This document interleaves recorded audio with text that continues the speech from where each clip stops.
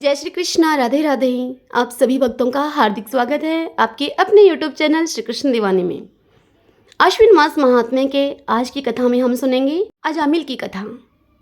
ओम नमो भगवते वासुदेवाय। राजा परीक्षित ने श्री सुखदेव मुनि से पूछा कि भगवान, आप पहले द्वितीय स्कंद में निर्वर्ती मार्ग का वर्णन कर चुके हैं तथा आप यह भी बतला चुके हैं कि उसके द्वारा अर्चिर आदि मार्ग से जीव कर्मशः ब्रह्मलोक में पहुंचता है और फिर ब्रह्मा के साथ वह मुक्त हो जाता है। हे मुनिवर, इसके सिवा आपने उस प्रवृत्ति मार्ग का भी तृतीय स्कंद में भली भांति हमसे वर्णन किया है, जिससे कि त्रिगुण में स्वर्ग आदि लोकों की प्राप्ति होती है और प्रकृति का संबंध न छूटने के कारण जीवों को बार बार जन्म मृत्यु के चक्र में आना पड़ता है। आपने यह भी बतलाया कि अधर्म करने से अनेक नरकों की प्राप्ति होती है और उनका विस्तार से भी वर्णन किया। आपने उस प्रथम मनवंतर का भी वर्णन किया जिसके अधिपति स्वयंभू मनु थे। साथ ही प्रियव्रत और उत्तानपाद के वंशों तथा चरित्रों का एवं द्वीप, वर्ष, समुद्र, पर्वत, नदी, उद्यान और विभिन्न द्वीपों के वृक्षों का भी आपने निरूपण किया। भूमंडल की स्थिति, उसके द्वीप, वर्ष आदि विभाग, उनके लक्षण तथा परिमाण, नक्षत्रों की स्थिति, अतल वितल आदि भूविवर और भगवान ने इन सब की जिस प्रकार से सृष्टि की उसका भी वर्णन सुनाया। हे महाभाग, अब मैं आपसे वह उपाय जानना चाहता हूँ जिसके अनुष्ठान से मनुष्यों को अनेकानेक भयंकर यातनाओं से पूर्ण नरकों में न जाना पड़े। आप कृपा करके उस उपाय का उपदेश कीजिए। ये सुनकर श्री सुखदेव जी ने कहा, हे परीक्षित, मनुष्य मन, वाणी और शरीर से पाप करता है। यदि वह उन पापों का इसी जन्म में प्रायश्चित न कर ले तो मरने के बाद उसे अवश्य ही उन भयंकर यातनापूर्ण नरकों में जाना पड़ता है, जिनका वर्णन मैंने तुम्हें 5वें स्कंद के अंत में सुनाया है। इसलिए बड़ी सावधानी और सजगता के साथ रोग और मृत्यु के पहले ही शीघ्र से शीघ्र पापों की गुरुता और लघुता पर विचार करके उनका प्रायश्चित कर डालना चाहिए। जैसे मर्मज्ञ चिकित्सक रोगों का कारण और उनकी गुरुता लघुता जानकर झटपट उनकी चिकित्सा कर डालता है। यह सुनकर परीक्षित ने पूछा श्री सुखदेव मुनि से कि हे भगवान, मनुष्य राजदंड, समाज दंड आदि लौकिक और शास्त्रोक्त नरगमन आदि पारलौकिक कष्टों से यह जानकर भी कि पाप उसका शत्रु है, पाप वासनाओं से विवश होकर बार बार वैसे ही कर्मों में प्रवृत्त हो जाता है। ऐसी अवस्था में उसके पापों का प्रायश्चित कैसे संभव है भला? मनुष्य कभी तो प्रायश्चित आदि के द्वारा पापों से छुटकारा पा लेता है, कभी फिर उन्हें ही करने लगता है। ऐसी स्थिति में मैं समझता हूँ कि जैसे स्नान करने के बाद धूल डाल लेने के कारण हाथी का स्नान व्यर्थ हो जाता है, ठीक वैसे ही मनुष्य का प्रायश्चित, वह प्रायश्चित करना भी व्यर्थ ही है। यह सुनकर श्री सुखदेव जी परीक्षित से कहने लगे कि हे परीक्षित, वस्तुतः कर्म के द्वारा ही कर्म का निर्बीज नाश नहीं होता, क्योंकि कर्म का अधिकारी अज्ञानी है। अज्ञान रहते ही पाप वासनाएं सर्वथा नहीं मिट सकती। इसीलिए सच्चा प्रायश्चित तो तत्वज्ञान ही है। जो पुरुष केवल सुपथ्य का ही सेवन करता है उसे रोग अपने वश में नहीं कर सकते हैं।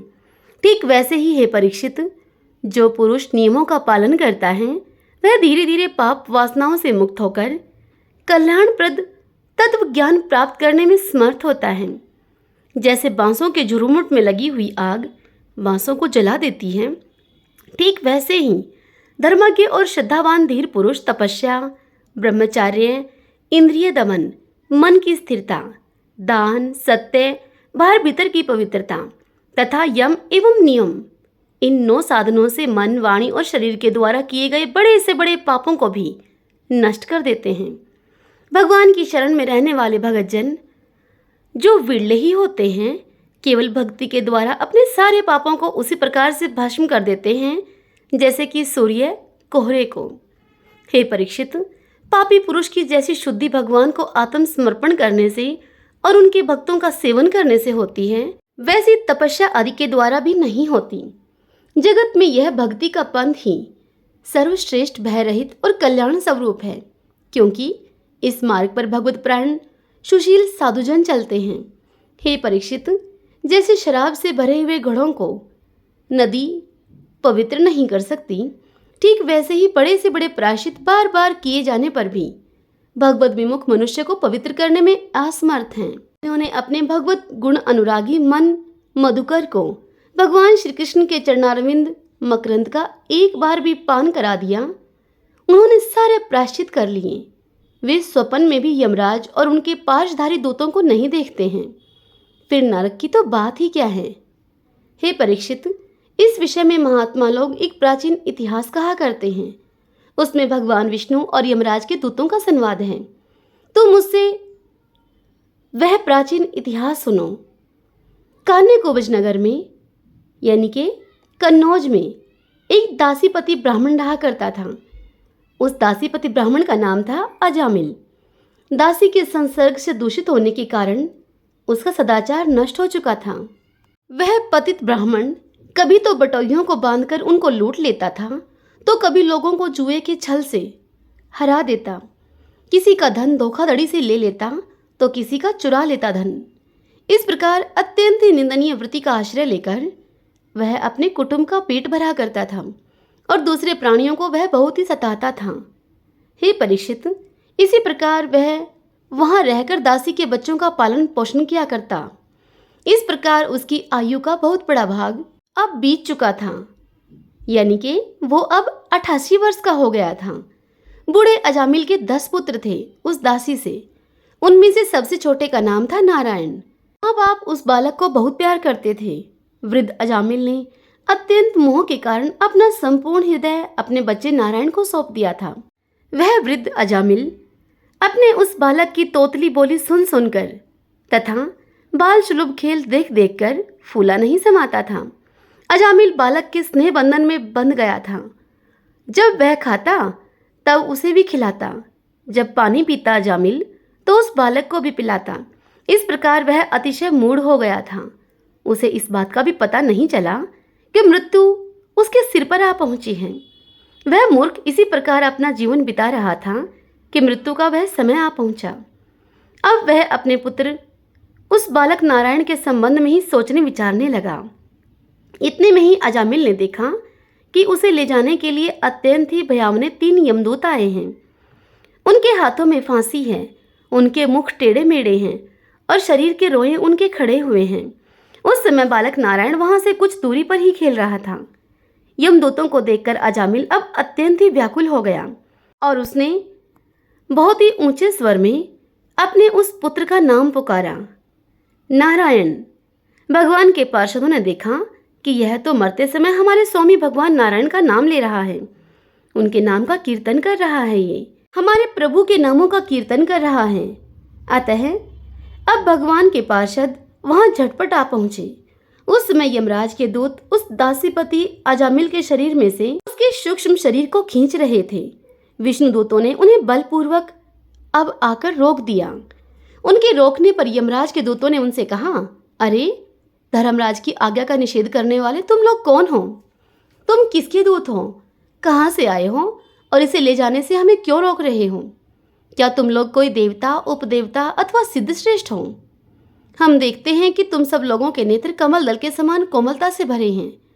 तुम पीले पीले रेशमी वस्त्र पहने हो, तुम्हारे सिर पर मुकुट, कानों में कुंडल और तुम्हारे गले में कमलों के हार लहरा रहे हैं। सबकी नई अवस्था है। सुंदर सुंदर 4-4 भुजाएं हैं। सभी के कर कमलों में धनुष, तरकस, तलवार, गदा, शंख, चक्र, कमल आदि सुशोभित हैं। तुम लोगों की अंग कांति से दिशाओं का अंधकार और प्राकृत प्रकाश भी दूर हो रहा है।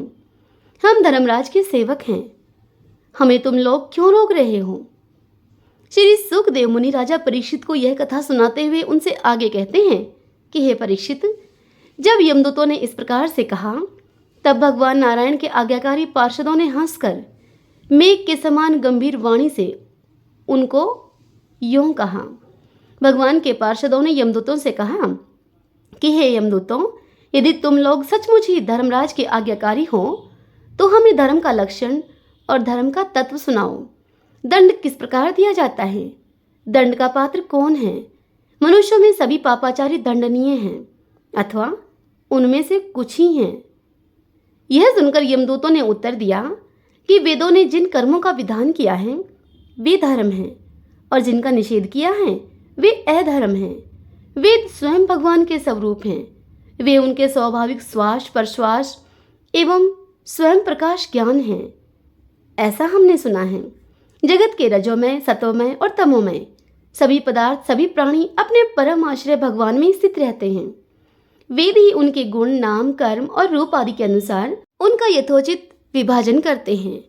जीव शरीर अथवा मनोवृत्तियों से जितने कर्म करता है उसके साक्षी रहते हैं सूर्य, अग्नि, आकाश, वायु, इंद्रियां, चंद्रमा, संध्या, रात, दिन, दिशाएं, जल, पृथ्वी, काल और धर्म। ये उसके साक्षी रहते हैं। इनके द्वारा अधर्म का पता चल जाता है और तब दंड के पात्र का निर्णय होता है। पाप कर्म करने वाले सभी मनुष्य अपने अपने कर्मों के अनुसार दंडनीय होते हैं। निष्पाप पुरुषों, जो प्राणी कर्म करते हैं उनका गुणों से संबंध रहता ही है, इसीलिए सभी से कुछ पाप और कुछ पुण्य होते ही हैं और देहवान होकर कोई भी पुरुष कर्म के बिना रह ही नहीं सकता। इस लोक में जो मनुष्य जिस प्रकार और जितना अधर्म और धर्म करता है वह परलोक में उसका उतना और वैसा ही फल भोगता है। हे देव शिरोमणियों, सत्व, रज और तम, इन 3 गुणों के भेद के कारण इस लोक में भी 3 प्रकार के प्राणी दिख पड़ते हैं। पुण्यात्मा, पापात्मा, पुण्य पाप दोनों से युक्त, अथवा सुखी दुखी और सुख दुख दोनों से युक्त। वैसे ही परलोक में भी उस त्रिविधता का अनुमान किया जाता है। वर्तमान समय ही भूत और भविष्य का अनुमान करा देता है। ठीक वैसे ही वर्तमान जन्म के पाप पुण्य भी भूत और भविष्य जन्मों के पाप पुण्य का अनुमान करा देते हैं। हे विष्णुदूतों, हमारे स्वामी अजन्मा भगवान सर्वज्ञ यमराज सबके अंतःकरणों में ही विराजमान हैं। इसीलिए वे अपने मन से ही सबके पूर्व रूपों को देख लेते हैं। वे साथ ही उनके भावी स्वरूप का भी विचार कर लेते हैं। जैसे सोया हुआ अज्ञानी पुरुष स्वप्न के समय प्रतीत हो रहे कल्पित शरीर को ही अपना वास्तविक शरीर समझता है, सोए हुए या फिर जागने वाले शरीर को भूल जाता है। ठीक वैसे ही जीव भी अपने पूर्वजन्मों की याद भूल जाता है और वर्तमान शरीर के सिवा पहले और पिछले शरीरों के संबंध में कुछ भी नहीं जानता। हे सिद्ध पुरुषों, जीव इस शरीर में 5 कर्मेंद्रियों से लेना देना, चलना फिरना आदि काम करता है। 5 ज्ञानेंद्रियों से रूप, रस आदि 5 विषयों का अनुभव करता है और 16वें मन के साथ वहाँ वह स्वयं मिलकर अकेले ही मन, ज्ञानेंद्रिय और कर्मेंद्रिय इन तीनों के विषयों को भोगता है। जीव का यह 16 कला और सत्व आदि तीनों गुणों वाला लिंग शरीर अनादि है। यही जीव को बार बार हर्ष, शोक, भय और पीड़ा देने वाले जन्म मृत्यु के चक्र में डालता है। जो जीव अज्ञानवश काम, क्रोध, लोभ, मोह, मद, मत्सर इन 6 शत्रुओं पर विजय प्राप्त नहीं कर लेता, उसे इच्छा न रहते हुए भी विभिन्न वासनाओं के अनुसार अनेक कर्म करने पड़ते हैं। ऐसी स्थिति में वह रेशम के कीड़े के समान अपने को कर्म के जाल में जकड़ लेता है और इस प्रकार अपने हाथों मोह का शिकार बन जाता है। कोई शरीरधारी जीव बिना कर्म किए कभी एक क्षण भी नहीं रह सकता। प्रत्येक प्राणी के स्वाभाविक गुण बलपूर्वक विवश करके उससे कर्म कराते हैं। जीव अपने पूर्व जन्मों के पाप पुण्य में संस्कारों के अनुसार स्थूल और सूक्ष्म शरीर को प्राप्त करता है। उसकी स्वाभाविक और प्रबल वासनाएं कभी उसे माता के जैसा स्त्री रूप बना देती हैं, तो कभी पिता के जैसा पुरुष रूप बना देती हैं। प्रकृति का संसर्ग होने से ही पुरुष अपने को अपने वास्तविक स्वरूप के विपरीत लिंग शरीर मान बैठा है। यह विपर्य भगवान के भजन से शीघ्र ही दूर हो जाता है। हे देवताओं, आप जानते ही हैं कि यह अजामिल बड़ा ही शास्त्रज्ञ था। शील, सदाचार और सद्गुणों का तो यह खजाना ही था। व्रतधारी, विनयी, जितेंद्रिय, सत्यनिष्ठ, मंत्रवेता और यह पवित्र भी था। इसने गुरु, अग्नि, अतिथि और वृद्ध पुरुषों की सेवा की थी। अहंकार तो इसमें लेश मात्र भी नहीं था।